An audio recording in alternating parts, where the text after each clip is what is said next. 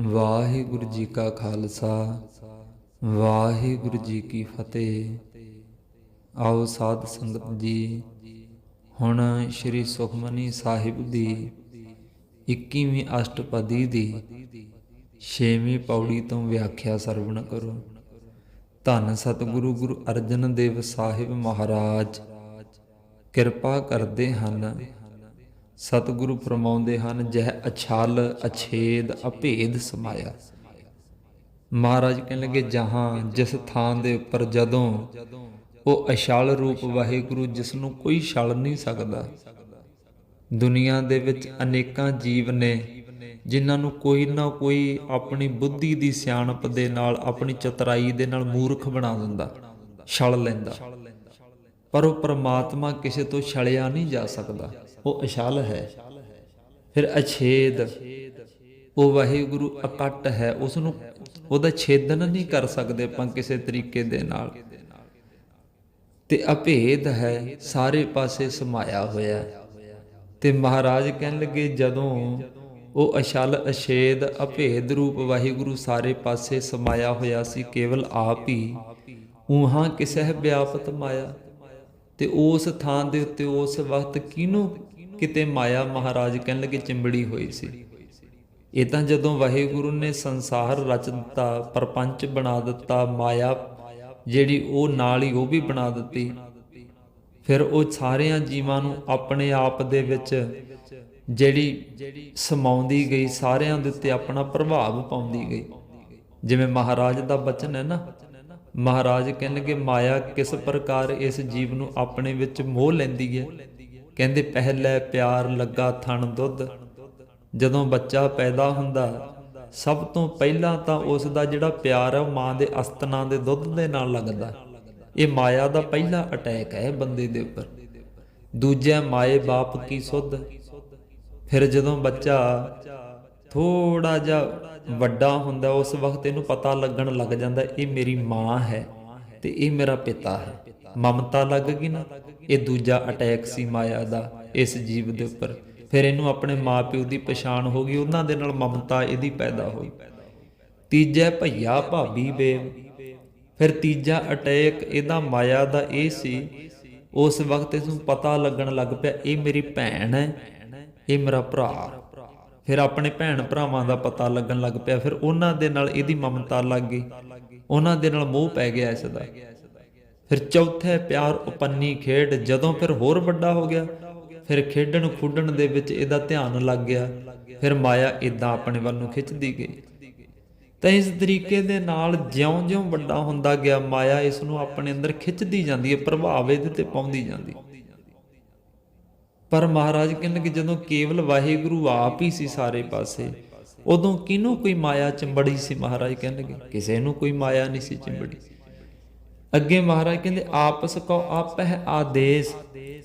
ਤੇ ਉਸ ਜਗ੍ਹਾ ਦੇ ਉੱਤੇ ਹੁਣ ਆਪ ਹੀ ਸੀ। ਹੁਣ ਤਾਂ ਦੇਖੋ, ਜਿਵੇਂ ਇੱਕ ਸਿੱਖ ਹੈ ਤੇ ਗੁਰੂ ਹੈ, ਤੇ ਸਿੱਖ ਗੁਰੂ ਦੇ ਚਰਨਾਂ ਵਿੱਚ ਆਦੇਸ਼ ਕਰਦਾ ਹੈ, ਮੱਥਾ ਟੇਕਦਾ ਹੈ, ਨਮਸਕਾਰ ਕਰਦਾ ਹੈ। ਉਸ ਵਕਤ ਗੁਰੂ ਵੀ ਆਪ ਹੀ ਸੀ, ਸਿੱਖ ਵੀ ਆਪ ਹੀ ਸੀਗਾ। ਮਤਲਬ ਨਾ ਉੱਥੇ ਕੋਈ ਗੁਰੂ ਸੀ ਨਾ ਸਿੱਖ ਸੀ, ਕੇਵਲ ਆਪ ਹੀ ਆਪ ਉਹ ਪਰਮਾਤਮਾ ਸੀ। ਫਿਰ ਉਸ ਵਕਤ ਆਪਣੀ ਨਮਸਕਾਰ ਆਪਣੇ ਆਪ ਨੂੰ ਖੁਦੇ ਵਾਹਿਗੁਰੂ ਕਰਦਾ ਸੀ। ਮਤਲਬ ਉਹਦੀ ਆਪਣੇ ਆਪ ਨੂੰ ਆਪ ਦੀ ਉਹ ਨਮਸਕਾਰ ਸੀ, ਕਿਉਂਕਿ ਉਸ ਵਕਤ ਨਾ ਕੋਈ ਸੇਵਕ ਸੀ, ਨਾ ਕੋਈ ਦਾਸ ਚੇਲਾ ਸੀ ਜਿਹਨੇ ਨਮਸਕਾਰ ਕਰਨੀ। ਉਸ ਵਕਤ ਹੈ ਹੀ ਆਪ ਸੀ ਮਹਾਰਾਜ। ਉਹ ਆਪਣੇ ਆਪ ਨੂੰ ਆਪ ਹੀ ਆਦੇਸ਼ ਕਰ ਰਿਹਾ ਸੀ। ਤੇ ਮਹਾਰਾਜ ਅੱਗੇ ਬਚਨ ਕਰਦੇ ਹਨ, ਤਿਹ ਗੁਣ ਕਾ ਨਾਹੀ ਪ੍ਰਵੇਸ਼। ਉਸ ਵਕਤ ਤਿੰਨਾਂ ਗੁਣਾਂ ਦਾ ਕੋਈ ਪ੍ਰਵੇਸ਼ ਨਹੀਂ ਸੀ, ਰਜੋ ਗੁਣ, ਤਮੋ ਗੁਣ, ਸਤੋ ਗੁਣ। ਇਹਨਾਂ ਦਾ ਕੋਈ ਪ੍ਰਵੇਸ਼ ਹੀ ਨਹੀਂ ਸੀ ਉਸ ਵਕਤ। ਜਹ ਏਕ ਹੈ ਏਕ ਏਕ ਭਗਵੰਤਾ। ਜਦੋਂ ਕੇਵਲ ਇੱਕੋ ਇੱਕ ਆਪ ਅਕਾਲ ਪੁਰਖ ਵਾਹਿਗੁਰੂ ਭਗਵਾਨ ਹੀ ਸੀ। ਤਹ ਕੌਣ ਅਚਿੰਤ ਕਿਸ ਲਾਗੈ ਚਿੰਤਾ। ਉਸ ਵਕਤ ਦੱਸੋ, ਕੌਣ ਚਿੰਤਾ ਦੇ ਵਿੱਚ ਸੀ? ਕਿਹੜਾ ਕੋਈ ਡਿਪਰੈਸ਼ਨ ਦੇ ਵਿੱਚ ਸੀ? ਕੌਣ ਟੈਨਸ਼ਨ ਫਰੀ ਸੀ? ਮਤਲਬ ਉੱਥੇ ਨਾ ਕੋਈ ਚਿੰਤਾ ਵਾਲਾ ਸੀ, ਨਾ ਕੋਈ ਨਿਸ਼ਚਿੰਤ ਸੀ, ਜਦੋਂ ਹੈ ਹੀ ਆਪ ਸੀ। ਉਸ ਵਕਤ ਦਾ ਕੋਈ ਪਸਾਰਾ ਹੀ ਨਹੀਂ ਸੀ। ਮਹਾਰਾਜ ਕਹਿਣ ਲੱਗੇ, ਅੱਗੇ ਮਹਾਰਾਜ ਕਹਿਣ ਲੱਗੇ, ਜਹ ਆਪਨ ਆਪ ਆਪ ਪਤੀਆਰਾ। ਜਿੱਥੇ ਵਾਹਿਗੁਰੂ ਆਪਣੇ ਆਪ ਤੇ ਆਪ ਹੀ ਪਤਿਆ ਰਿਹਾ ਸੀ, ਪਤੀਜ ਰਿਹਾ ਸੀ। ਤੇ ਮਹਾਰਾਜ ਕਹਿਣ ਲੱਗੇ ਤਹਿ ਕੌਣ ਕਥੈ ਕੌਣ ਸੁਣਨੈ ਹਾਰਾ। ਉੱਥੇ ਕੌਣ ਕੋਈ ਕਥਾ ਕਰਕੇ ਕਿਸੇ ਨੂੰ ਸਮਝਾਉਣ ਵਾਲਾ ਸੀ, ਕਥਨ ਕਰਨ ਵਾਲਾ ਸੀ, ਕੌਣ ਕਿਸੇ ਦੀ ਗੱਲ ਸੁਣਨ ਵਾਲਾ ਸੀ। ਜਦੋਂ ਆਪਣੇ ਆਪ ਤੇ ਆਪ ਹੀ ਵਾਹਿਗੁਰੂ ਪਤਿਆ ਰਿਹਾ ਸੀ, ਉੱਥੇ ਕੋਈ ਨਹੀਂ ਸੀ, ਉੱਥੇ ਸਭ ਕੁਝ ਆਪ ਹੀ ਸੀ ਵਾਹਿਗੁਰੂ, ਕਿਉਂਕਿ ਉਹਨੇ ਤਾਂ ਪ੍ਰਪੰਚ ਹਲੇ ਰਚਿਆ ਹੀ ਨਹੀਂ ਸੀ। ਅੱਗੇ ਮਹਾਰਾਜ ਕਹਿੰਦੇਗੇ ਬਹੁ ਬੇਅੰਤ ਊਚ ਤੇ ਉੱਚਾ, ਉਹ ਵਾਹਿਗੁਰੂ ਬਹੁਤ ਵੱਡਾ ਬੇਅੰਤ ਹੈ, ਉੱਚਿਆਂ ਤੋਂ ਵੀ ਉੱਚਾ ਹੈ। ਨਾਨਕ ਆਪ ਸੁਕਾਓ ਆਪਹਿ ਪਹੁੰਚਾ, ਆਪਣੇ ਆਪ ਦੇ ਵਿੱਚ ਉਹ ਆਪ ਹੀ ਪਹੁੰਚਦਾ ਸੀ। ਨਾਨਕ ਮਹਾਰਾਜ ਕਹਿਣ ਲੱਗੇ ਆਪ ਸੁਕਾਓ ਆਪਹਿ ਪਹੁੰਚਾ, ਆਪਣੇ ਆਪ ਦੇ ਵਿੱਚ ਉਹਦੀ ਆਪਣੀ ਆਪ ਦੀ ਉਹ ਪਹੁੰਚ ਸੀਗੀ, ਹੋਰ ਕੋਈ ਹੈ ਹੀ ਨਹੀਂ ਸੀ। ਜਦੋਂ ਉਹਦੇ ਵਿੱਚ ਕਿਸੇ ਨੇ ਕੀ ਪਹੁੰਚਣਾ ਸੀ, ਮਹਾਰਾਜ ਕਹਿੰਦੇ। ਹੁਣ ਅਗਲੀ ਪੌੜੀ ਵਿੱਚ ਹੁਣ ਇੱਥੋਂ ਸ਼ੁਰੂ ਹੁੰਦਾ, ਹੁਣ 7ਵੀਂ ਪੌੜੀ ਤੋਂ ਮਹਾਰਾਜ ਸ਼ੁਰੂ ਕਰ ਰਹੇ ਨੇ। ਪਰਮਾਤਮਾ ਨੇ ਜਦੋਂ ਪ੍ਰਪੰਚ ਰਚ ਦਿੱਤਾ, ਆਕਾਰ ਰਚ ਦਿੱਤਾ, ਉਦੋਂ ਕੀ ਕੁਛ ਆ ਗਿਆ ਫਿਰ ਦੁਨੀਆ ਦੇ ਵਿੱਚ? ਪਹਿਲਾਂ ਤਾਂ ਕੁਛ ਵੀ ਨਹੀਂ ਸੀਗਾ। ਉਦੋਂ ਤਾਂ ਮਹਾਰਾਜ ਕਹਿਣ ਲੱਗੇ ਸਾਰੇ ਕਰਮ ਅਭਾਵ ਸੀਗੇ। ਉਹ ਤਾਂ ਆਪਣੀ ਖੁਸ਼ੀ ਨਾਲ ਹੀ ਰਚਣ ਵਾਲਾ ਸਾਰੀ ਸ੍ਰਿਸ਼ਟੀ ਨੂੰ ਵਾਹਿਗੁਰੂ। ਤੇ ਮਹਾਰਾਜ ਅੱਗੇ ਕਹਿੰਦੇ ਨੇ ਜਹ ਆਪ ਰਚਿਓ ਪ੍ਰਪੰਚ ਆਕਾਰ। ਜਦੋਂ ਵਾਹਿਗੁਰੂ ਨੇ ਆਪ ਆਪਣੀ ਇੱਛਾ ਦੇ ਅਨੁਸਾਰ ਇਹ ਸਾਰਾ ਪ੍ਰਪੰਚ, ਇਹ ਸਾਰਾ ਜਿੰਨਾ ਵੀ ਆਕਾਰ ਪ੍ਰਪੰਚ ਰੂਪ ਆਕਾਰ ਹੈ ਜਿਹੜਾ, ਜਦੋਂ ਵਾਹਿਗੁਰੂ ਨੇ ਆਪ ਰਚਿਆ, ਸਾਰੀ ਸ੍ਰਿਸ਼ਟੀ ਜਿਸ ਵਕਤ ਵਾਹਿਗੁਰੂ ਨੇ ਰਚ ਦਿੱਤੀ, ਤਿਹ ਗੁਣ ਮਹਿ ਕੀਨੋ ਵਿਸਥਾਰ, ਉਸ ਵਕਤ ਇਹ ਸਾਰੀ ਸ੍ਰਿਸ਼ਟੀ ਦਾ ਤਿੰਨਾਂ ਗੁਣਾਂ ਦੇ ਵਿੱਚ ਵਿਸਤਾਰ ਕਰ ਦਿੱਤਾ ਮਹਾਰਾਜ। ਰਜੋ ਗੁਣ, ਤਮੋ ਗੁਣ, ਸਤੋ ਗੁਣ। ਦੇਖੋ ਜਿਹੜਾ ਰਜੋ ਗੁਣ ਹੁੰਦਾ ਉਹਦੇ ਵਿੱਚ ਕਿਰਿਆ ਹੁੰਦੀ ਹੈ, ਤੇ ਫਿਰ ਉਹ ਤੋਂ ਬਾਅਦ ਜਿਹੜਾ ਸਤੋ ਗੁਣ ਹੁੰਦਾ ਉਹਦੇ ਵਿੱਚ ਗਿਆਨ ਹੁੰਦਾ ਹੈ, ਤੇ ਫਿਰ ਉਹ ਤਮੋ ਗੁਣ ਦੇ ਵਿੱਚ ਵਕਾਰ ਹੁੰਦੇ ਆ। ਤਾਂ ਇਸ ਤਰੀਕੇ ਦੇ ਨਾਲ ਸਮਝ ਲਓ ਤਿੰਨਾਂ ਗੁਣਾਂ ਦੇ ਵਿੱਚ ਸਾਰੀ ਸ੍ਰਿਸ਼ਟੀ ਦਾ ਮਹਾਰਾਜ ਨੇ ਵਿਸਤਾਰ ਕਰ ਦਿੱਤਾ। ਹੁਣ ਜੇ ਆਪਾਂ ਇਸ ਨੂੰ ਬਹੁਤਾ ਖੋਲ ਕੇ ਕਰੀਏ ਨਾ, ਫਿਰ ਆਪਣਾ ਥੋੜਾ ਜਿਹਾ ਮਕਸਦ ਇਹ ਹੈ ਵੀ ਸੰਗਤ ਨੂੰ ਅਰਥ ਆਪਾਂ ਨੇ ਦੱਸਣੇ। ਤੇ ਮਹਾਰਾਜ ਬਚਨ ਕਰਦੇ ਵੀ ਤਿਹ ਗੁਣ ਮੈਂ ਕੀਨੋ ਵਿਸਥਾਰ, ਤਿੰਨਾਂ ਗੁਣਾਂ ਦੇ ਵਿੱਚ ਵਾਹਿਗੁਰੂ ਨੇ ਵਿਸਤਾਰ ਕਰ ਦਿੱਤਾ ਫਿਰ ਸਾਰੀ ਸ੍ਰਿਸ਼ਟੀ ਦਾ। ਪਾਪ ਪੁੰਨ ਤਹਿ ਭਈ ਕਹਾਵਤ, ਤੇ ਉਦੋਂ ਫਿਰ ਪਾਪਾਂ ਤੇ ਪੁੰਨਾਂ ਦੀ ਗੱਲ ਚੱਲ ਪਈ। ਪਾਪ ਪੁੰਨ ਤਹਿ ਭਈ ਕਹਾਵਤ, ਤੇ ਉੱਥੇ ਫਿਰ ਪਾਪ ਤੇ ਪੁੰਨ ਦੀ ਗੱਲ ਚੱਲ ਪਈ। ਇਹ ਪਾਪ ਹੈ, ਇਹ ਪੁੰਨ ਹੈ। ਜਦੋਂ ਵਾਹਿਗੁਰੂ ਨੇ ਸ੍ਰਿਸ਼ਟੀ ਰਚ ਦਿੱਤੀ, ਪਹਿਲਾਂ ਤਾਂ ਪਾਪ ਪੁੰਨ ਕੁਛ ਹੈ ਹੀ ਨਹੀਂ ਸੀ। ਜਦੋਂ ਸ੍ਰਿਸ਼ਟੀ ਰਚ ਦਿੱਤੀ, ਫਿਰ ਆ ਫਲਾਣਾ ਕਰਮ ਕਰਨ ਦੇ ਨਾਲ ਪਾਪ ਲੱਗਦਾ ਹੈ, ਆ ਫਲਾਣਾ ਕਰਮ ਕਰਨ ਦੇ ਨਾਲ ਪੁੰਨ ਪ੍ਰਾਪਤ ਹੁੰਦਾ ਹੈ ਭਾਈ। ਫਿਰ ਉਸ ਵਕਤ ਇਹ ਗੱਲ ਹੈ ਜਿਹੜੀ, ਇਹ ਕਹਾਵਤ ਫਿਰ ਤੁਰਨ ਲੱਗ ਪਈ ਅੱਗੇ। ਅੱਗੇ ਮਹਾਰਾਜ ਬਚਨ ਕਰਦੇ ਆ, ਕੋ ਨਰਕ ਕੋ ਸੁਰਗ ਬੰਛਾਵਤ। ਫਿਰ ਜਿਹੜਾ ਕੋਈ ਪਾਪੀ ਸੀ ਉਹ ਮੰਨ ਲੈਂਦਾ ਸੀ ਪਾਪ ਕਰਮਾਂ ਦਾ ਫਲ ਹੈ ਜਿਹੜਾ ਨਰਕ ਬਣਨਾ ਹੈ, ਮੈਨੂੰ ਨਰਕਾਂ 'ਚ ਡਿੱਗਣਾ ਪਊਗਾ। ਉਦੋਂ ਫਿਰ ਨਰਕ ਵੀ ਆ ਗਿਆ, ਫਿਰ ਉਦੋਂ ਸਵਰਗ ਵੀ ਆ ਗਿਆ। ਕੋ ਸੁਰਗ ਬੰਛਾਵਤ, ਫਿਰ ਕੋਈ ਪੁੰਨ ਕਰਦਾ ਸੀ, ਫਿਰ ਕੋਈ ਪੁੰਨ ਕਰਨ ਲੱਗ ਪਿਆ। ਪੁੰਨਾਂ ਦੇ ਨਾਲ ਫਿਰ ਅੰਦਰ ਇੱਛਾ ਬਣ ਗਈ ਮੈਂ ਸਵਰਗਾਂ ਨੂੰ ਚਲੇ ਜਾਵਾਂ, ਮੈਂ ਬੈਕੁੰਠ ਨੂੰ ਚਲੇ ਜਾਵਾਂ। ਇਸ ਤਰ੍ਹਾਂ ਫਿਰ ਸਵਰਗ ਤੇ ਨਰਕ ਇਹ ਚੀਜ਼ਾਂ ਵੀ ਅੱਗੇ ਆ ਗਈਆਂ। ਅੱਗੇ ਮਹਾਰਾਜ ਕਹਿੰਦੇ ਆਲ ਜਾਲ ਮਾਇਆ ਜੰਜਾਲ, ਫਿਰ ਮਾਇਆ ਦੇ ਜੰਜਾਲਾਂ ਕਰਕੇ ਫਿਰ ਆਲ ਘਰ ਦੇ ਜੰਜਾਲ ਪੈ ਗਏ ਬੰਦੇ ਨੂੰ, ਗ੍ਰਸਤੀ ਹੋ ਗਏ ਬੰਦੇ। ਫਿਰ ਮਾਇਆ ਦਾ ਜੰਜਾਲ, ਫਿਰ ਘਰਾਂ ਦੇ ਜੰਜਾਲ ਪੈਣੇ ਸ਼ੁਰੂ ਹੋ ਗਏ।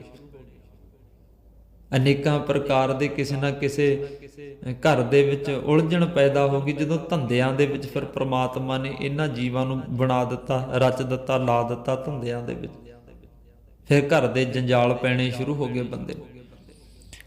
ਅੱਗੇ ਮਹਾਰਾਜ ਬਚਨ ਕਰਦੇ ਹਉਮੈ ਮੋਹ ਭਰਮ ਪੈ ਭਾਰ। ਫਿਰ ਕਹਿਣ ਲੱਗੇ ਹਉਮੈ ਦੇ ਸਹਿਤ ਜੀਵ ਹੋਣ ਲੱਗ ਪਏ, ਕੰਮ ਮੈਂ ਕਰਦਾ, ਇਹ ਮੈਂ ਆ। ਫਿਰ ਹਉਮੈ ਵੀ ਆ ਗਈ, ਫਿਰ ਮੋਹ ਆਦਿਕ ਵਕਾਰ ਵੀ ਪੈਦਾ ਹੋ ਗਏ, ਤੇ ਫਿਰ ਭਰਮ ਭੈ ਭਾਰ, ਤੇ ਫਿਰ ਭੈ ਜਿਹੜਾ ਡਰ ਹੈ ਉਹਦਾ ਵੀ ਭਾਰ ਜਿਹੜਾ ਸਿਰ ਦੇ ਉੱਤੇ ਜੀਆਂ ਦੇ ਪੈਣਾ ਸ਼ੁਰੂ ਹੋ ਗਿਆ। ਤੇ ਬਹੁਤ ਸਾਰੇ ਜੀਵ ਸੀ ਜਿਹੜੇ ਭਰਮ ਦੇ ਵਿੱਚ ਪੈ ਗਏ। ਉਹਨਾਂ ਨੂੰ ਕਈਆਂ ਨੂੰ ਆਪਣੇ ਸਰੂਪ ਦਾ ਭਰਮ ਪੈ ਗਿਆ। ਉਹਨਾਂ ਨੇ ਆਪਣੇ ਆਪ ਨੂੰ ਪ੍ਰਮਾਤਮਾ ਤੋਂ ਵੱਖਰੀ ਹਸਤੀ ਸਮਝ ਲਿਆ, ਜਦ ਕਿ ਸਾਰਿਆਂ ਦੇ ਅੰਦਰ ਪ੍ਰਮਾਤਮਾ ਹੀ ਹੈ। ਸਭ ਜੀਵ ਪ੍ਰਮਾਤਮਾ ਦਾ ਹੀ ਸਰੂਪ ਨੇ। ਅੱਗੇ ਮਹਾਰਾਜ ਬਚਨ ਕਰਦੇ ਆ, ਕਹਿੰਦੇ ਦੁੱਖ ਸੁੱਖ ਮਾਨ ਅਪਮਾਨ। ਜਦੋਂ ਫਿਰ ਸ੍ਰਿਸ਼ਟੀ ਰਚ ਦਿੱਤੀ, ਫਿਰ ਦੁੱਖ ਵੀ ਆ ਗਏ, ਫਿਰ ਸੁੱਖ ਵੀ ਰਚ ਦਿੱਤੇ ਵਾਹਿਗੁਰੂ ਨੇ। ਕਿਸੇ ਪ੍ਰਕਾਰ ਕਿਸੇ ਨੂੰ ਕੋਈ ਕਹਿੰਦਾ ਮੈਨੂੰ ਸੁੱਖ ਹੈ, ਕੋਈ ਕਹਿੰਦਾ ਮੈਂ ਦੁਖੀ ਹਾਂ। ਦੁੱਖ ਤੇ ਸੁੱਖ ਫਿਰ ਆ ਗਏ। ਫਿਰ ਮਾਨ ਅਪਮਾਨ, ਆਦਰ ਤੇ ਅਨਾਦਰ, ਕਿਸੇ ਦੀ ਵਡਿਆਈ ਹੋਣ ਲੱਗ ਪਈ, ਕਿਸੇ ਦਾ ਅਨਾਦਰ ਹੋਣ ਲੱਗ ਪਿਆ। ਇਹ ਮਾਨ ਤੇ ਅਪਮਾਨ ਦੀਆਂ ਗੱਲਾਂ ਆ ਗਈਆਂ। ਮਹਾਰਾਜ ਕਹਿਣ ਲੱਗੇ ਅਨੇਕ ਪ੍ਰਕਾਰ ਕੀਓ ਬਖਿਆਨ। ਇਸ ਪ੍ਰਕਾਰ ਅਨੇਕਾਂ ਪ੍ਰਕਾਰ ਦੇ ਨਾਲ ਇਹ ਗੱਲ ਹੈ ਜਿਹੜੀ ਉਹ ਵਖਿਆਨ ਹੋਣੀ ਸ਼ੁਰੂ ਹੋ ਗਈ। ਮਹਾਰਾਜ ਕਹਿਣ ਲੱਗੇ, ਅੱਗੇ ਮਹਾਰਾਜ ਬਚਨ ਕਰਦੇ ਹਨ, ਆਪਨ ਖੇਲ ਆਪ ਕਰ ਦੇਖੈ। ਇਹ ਉਸ ਵਾਹਿਗੁਰੂ ਦਾ ਹੀ ਖੇਲ ਹੈ ਤੇ ਇਸ ਖੇਲ ਨੂੰ ਆਪ ਹੀ ਵਾਹਿਗੁਰੂ ਕਰਕੇ ਦੇਖਦਾ ਹੈ। ਖੇਲ ਸੰਕੋਚੈ ਤਾਂ ਨਾਨਕ ਏਕ ਹੈ। ਜਦੋਂ ਫਿਰ ਉਹ ਮਦਾਰੀ ਦੀ ਨਿਆਈ ਖੇਲ ਨੂੰ ਸੰਕੋਚ ਲੈਂਦਾ ਨਾ, ਇਕੱਠਾ ਕਰ ਲੈਂਦਾ, ਸਾਰੀ ਸ੍ਰਿਸ਼ਟੀ ਦੀ ਪਰਲੋ ਕਰ ਦਿੰਦਾ, ਫੇਰ ਵਾਹਿਗੁਰੂ ਇੱਕੋ ਹੀ ਰਹਿ ਜਾਂਦਾ ਆਪੇ। ਕਈ ਵਾਰ ਉਹਨੇ ਸ੍ਰਿਸ਼ਟੀ ਰਚੀ ਹੈ, ਕਈ ਵਾਰ ਪਰਲੋ ਕੀਤੀ ਹੈ, ਉਹਦੀ ਮਰਜ਼ੀ ਹੈ ਪ੍ਰਮਾਤਮਾ ਦੀ। ਤੇ 21ਵੀਂ ਪੌੜੀ ਦੀ ਅਸ਼ਟਪਦੀ ਦੀ ਅਖੀਰਲੀ ਪੌੜੀ 'ਚ ਸਤਿਗੁਰੂ ਕਹਿੰਦੇ, ਜਹ ਅਬਗਤ ਭਗਤ ਤਹ ਆਪ। ਜਿੱਥੇ ਵਿਅਕਤੀ ਤੋਂ ਰਹਿਤ, ਨਾਸ ਤੋਂ ਰਹਿਤ, ਉਹ ਜਿਹੜਾ ਪਰਮਾਤਮਾ ਅਕਾਲ ਪੁਰਖ ਵਾਹਿਗੁਰੂ, ਉੱਥੇ ਉਹਦੇ ਭਗਤ ਨੇ। ਜਿੱਥੇ ਉਹਦੇ ਭਗਤ ਨੇ ਉੱਥੇ ਉਹ ਅਕਾਲ ਪੁਰਖ ਵਾਹਿਗੁਰੂ ਆਪ ਹੈ। ਮਹਾਰਾਜ ਕਹਿਣ ਲੱਗੇ, ਜਹ ਪਸਰੈ ਪਾਸਾਰ ਸੰਤ ਪ੍ਰਤਾਪ। ਜਦੋਂ ਉਸ ਵਾਹਿਗੁਰੂ ਨੇ ਪਸਾਰਾ ਪਸਰ ਦਿੱਤਾ, ਬਣਾ ਦਿੱਤਾ, ਤੇ ਉਹਦੇ ਵਿੱਚ ਫਿਰ ਸੰਤ ਮਹਾਤਮਾ ਨੇ ਜਿਹੜੇ ਸਵਾਸ ਸਵਾਸ ਨਾਮ ਜਪਣ ਵਾਲੇ, ਉਹਨਾਂ ਦਾ ਪ੍ਰਤਾਪ ਵੀ ਉਸ ਵਾਹਿਗੁਰੂ ਨੇ ਫੈਲਾ ਦਿੱਤਾ। ਆਪਣੇ ਭਗਤਾਂ ਦਾ ਪ੍ਰਤਾਪ ਸਾਰੀ ਸ੍ਰਿਸ਼ਟੀ ਵਿੱਚ ਫੈਲਾਤਾ ਵਾਹਿਗੁਰੂ ਨੇ। ਦੋਹਾਂ ਪਾਖ ਕਾ ਆਪਹਿ ਧਨੀ। ਦੋਹਾਂ ਪੱਖਾਂ ਦਾ ਵਾਹਿਗੁਰੂ ਆਪ ਹੀ ਧਨੀ ਹੈ, ਮਾਲਕ ਹੈ। ਲੋਕ ਤੇ ਪਰਲੋਕ, ਗੁਰਮੁਖ ਮਨਮੁਖ, ਇਹ ਜਿਹੜੇ ਦੋ ਪਹਿਲੂ ਨੇ ਨਾ, ਦੋ ਪੱਖ ਨੇ, ਲੋਕ ਪਰਲੋਕ, ਪੁੰਨ ਪਾਪ, ਹਰਖ ਖੁਸ਼ੀ ਗਮੀ, ਮਨਮੁਖ ਗੁਰਮੁਖ, ਇਹ ਜਿਹੜੇ ਦੋ ਪੱਖ ਨੇ, ਇਹਨਾਂ ਦਾ ਆਪ ਹੀ ਵਾਹਿਗੁਰੂ ਮਾਲਕ ਹੈ। ਇਹਨਾਂ ਦੋਹਾਂ ਪੱਖਾਂ ਤੇ ਵਾਹਿਗੁਰੂ ਦਾ ਹੀ ਹੁਕਮ ਚੱਲਦਾ, ਲੋਕ ਦੇ ਵਿੱਚ ਵੀ ਤੇ ਪਰਲੋਕ ਦੇ ਵਿੱਚ ਵੀ। ਸਾਰੇ ਪਾਸੇ ਵਾਹਿਗੁਰੂ ਇਹਨਾਂ ਦੋਹਾਂ ਪੱਖਾਂ ਦਾ ਆਪ ਹੀ ਮਾਲਕ ਆ ਉਹ ਵਾਹਿਗੁਰੂ। ਅੱਗੇ ਮਹਾਰਾਜ ਕਹਿਣ ਲੱਗੇ, ਉਨਕੀ ਸੋਭਾ ਉਹਨੂੰ ਬਣੀ।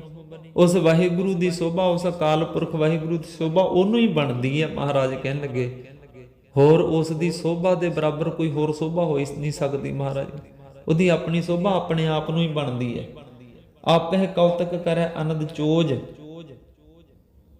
ਉਹ ਵਾਹਿਗੁਰੂ ਅਕਾਲ ਪੁਰਖ ਵਾਹਿਗੁਰੂ ਹੈ ਜਿਹੜਾ ਆਪਹਿ ਕੌਤਕ ਕਰੈ ਅਨੰਦ ਚੋਜ। ਉਹ ਆਨੰਦ ਸਰੂਪ ਵਾਹਿਗੁਰੂ ਚੋਜੀ ਪਰਮਾਤਮਾ ਆਪ ਹੀ ਸਾਰੇ ਕੌਤਕਾਂ ਨੂੰ ਕਰ ਰਿਹਾ ਹੈ। ਆਪਹਿ ਰਸ ਭੋਗਨ ਨਿਰਜੋਗ। ਆਪ ਹੀ ਸਾਰਿਆਂ ਰਸਾਂ ਨੂੰ ਭੋਗ ਰਿਹਾ, ਰਸਾਂ ਨੂੰ ਲੈ ਰਿਹਾ, ਤੇ ਆਪ ਹੀ ਸਾਰਿਆਂ ਦੇ ਵਿੱਚ ਬੇਰਸ ਹੋ ਕੇ ਨਿਰਜੋਗ ਨਿਰਲੇਪ ਰੂਪ ਵੀ ਵਾਹਿਗੁਰੂ ਆਪ ਹੀ ਹੈ। ਸਾਰੇ ਰਸਾਂ ਨੂੰ ਲੈਣ ਵਾਲਾ ਵੀ ਵਾਹਿਗੁਰੂ ਆਪ ਹੀ ਹੈ। ਸਾਰੇ ਭੋਗਾਂ ਦੇ ਰਸਾਂ ਨੂੰ ਵੀ ਵਾਹਿਗੁਰੂ ਆਪ ਹੀ ਲੈ ਰਿਹਾ ਹੈ, ਤੇ ਸਾਰਿਆਂ ਦੇ ਵਿੱਚ ਨਿਰਲੇਪ ਰੂਪ ਵੀ ਵਾਹਿਗੁਰੂ ਆਪ ਹੀ ਹੈ। ਦੇਖ ਲਓ ਕੈਸੀ ਖੇਡ ਆ ਉਸਦੀ। ਜਿਸ ਭਾਵੈ ਤਿਸ ਆਪਨ ਨਾਇ ਲਾਵੈ। ਅਖੀਰ ਚ ਮਹਾਰਾਜ ਬਚਨ ਕਰਦੇ, ਜਿਹਨੂੰ ਜਿਸ ਭਾਵੈ, ਜਿਹੜਾ ਉਸ ਵਾਹਿਗੁਰੂ ਨੂੰ ਭਾ ਜਾਂਦਾ ਹੈ, ਜਾਂ ਜਿਹਨੂੰ ਚੰਗਾ ਲੱਗਦਾ ਹੈ ਵਾਹਿਗੁਰੂ, ਉਹਨੂੰ ਆਪਣੇ ਨਾਮ ਦੇ ਵਿੱਚ ਲਾ ਲੈਂਦਾ ਉਹ ਪਰਮਾਤਮਾ, ਆਪਣਾ ਨਾਮ ਉਹ ਤੋਂ ਜਪਾ ਲੈਂਦਾ। ਜਿਸ ਭਾਵੈ ਤਿਸ ਖੇਲ ਖਿਲਾਵੈ। ਤੇ ਜਿਸ ਨੂੰ ਭਾਉਂਦਾ ਤੇ ਵਾਹਿਗੁਰੂ ਉਹਨੂੰ ਆ 84 ਲੱਖ ਜੂਨਾਂ ਦੇ ਖੇਲ 'ਚ ਖਿਲਾਉਂਦਾ ਰਹਿੰਦਾ। ਕਦੇ ਕੁਛ ਬਣਾ ਦਿੰਦਾ, ਕਦੇ ਕੁਛ ਬਣਾ ਦਿੰਦਾ, ਕਦੇ ਕਿਸ ਖੇਲ ਦੇ ਵਿੱਚ ਖਿਲਾ ਦਿੰਦਾ, ਕਦੇ ਕਿਸੇ 'ਚ। ਤੇ ਜਿਹਨੂੰ ਭਾਉਂਦਾ ਇਸ ਖੇਲ ਤੋਂ ਨਿਰਲੇਪ ਕਰਕੇ ਆਪਣੇ ਨਾਮ ਦੇ ਵਿੱਚ ਲਾ ਲੈਂਦਾ। ਬੇਸ਼ੁਮਾਰ ਅਥਾਹ ਅਗਨਤ ਅਤੁਲ ਹੈ। ਉਹ ਬੇਸ਼ੁਮਾਰ ਗਿਣਤੀ ਮਿਣਤੀ ਤੋਂ ਰਹਿਤ ਹੈ। ਅਥਾਹ ਉਹਦਾ ਅੰਤ ਨਹੀਂ, ਅਗਣਤ ਹੈ ਉਹ ਵਾਹਿਗੁਰੂ, ਅਤੋਲ ਹੈ। ਉਸ ਦੇ ਬਰਾਬਰ ਕਿਸੇ ਚੀਜ਼ ਨੂੰ ਤੋਲਿਆ ਨਹੀਂ ਜਾ ਸਕਦਾ। ਮਤਲਬ ਉਹਦੇ ਬਰਾਬਰ ਕੋਈ ਨਹੀਂ ਹੈਗਾ ਹੋਰ। ਜਿਉਂ ਬੁਲਾਵੋ ਤਿਉਂ ਨਾਨਕ ਦਾਸ ਬੋਲੇ। ਇਹ ਵਾਹਿਗੁਰੂ ਜਿਵੇਂ ਤੂੰ ਸਾਨੂੰ ਬੁਲਾਉਣਾ ਅਸੀਂ ਤਾਂ ਉਦਾਂ ਬੋਲਦੇ ਹਾਂ। ਇਹ ਜਿਹੜੀ ਸਾਰੀ ਅਸ਼ਟਪਦੀ ਹੈ ਨਾ, ਇਹ ਥੋੜੀ ਜੀ ਕਠਿਨ ਹੈ, ਔਖੀ ਹੈ, ਤੇ ਇਹਦੇ ਵਿੱਚ ਥੋੜਾ ਜਿਹਾ ਬਹੁਤ ਗੌਰ ਦੇ ਨਾਲ ਇਸ ਨੂੰ ਸਮਝਣਾ ਪੈਂਦਾ ਹੈ। ਅਗਲੀ ਅਸ਼ਟਪਦੀ ਫੇਰ ਉਸੇ ਤਰ੍ਹਾਂ ਆਸਾਨ ਥੋੜੀ ਜੀ, ਇਹਨਾਂ 21ਵੀਂ ਅਸ਼ਟਪਦੀ ਸਮਝ ਲਓ ਵੀ ਸਾਰੀਆਂ ਤੋਂ ਔਖੀ ਅਸ਼ਟਪਦੀ ਹੈ। ਇਹ ਥੋੜੀ ਜੀ ਕਈ ਵਾਰ ਸਮਝ ਨਹੀਂ ਪੈਂਦੀ ਬੰਦੇ ਨੂੰ। ਬਾਕੀ ਫਿਰ ਉਸੇ ਤਰ੍ਹਾਂ ਅਸ਼ਟਪਦੀਆਂ ਅਗਲੀਆਂ 3 ਉੱਦਾਂ ਹੀ ਆ ਜਾਣੀਆਂ ਨੇ, ਜਿਨ੍ਹਾਂ ਵਿੱਚ ਸੁਖਮਨੀ ਸਾਹਿਬ ਦੇ ਪੜ੍ਹਨ ਦਾ ਫਲ ਕੀ ਹੈ, ਬਾਕੀ ਉੱਦਾਂ ਅੱਗੇ ਆ ਜਾਣਾ ਜੀ। ਹੋਈਆਂ ਬੇਅੰਤ ਗਲਤੀਆਂ ਦੀ ਮਾਫੀ ਬਖਸ਼ਣੀ ਜੀ। ਵਾਹਿਗੁਰੂ ਜੀ ਕਾ ਖਾਲਸਾ, ਵਾਹਿਗੁਰੂ ਜੀ ਕੀ ਫਤਿਹ।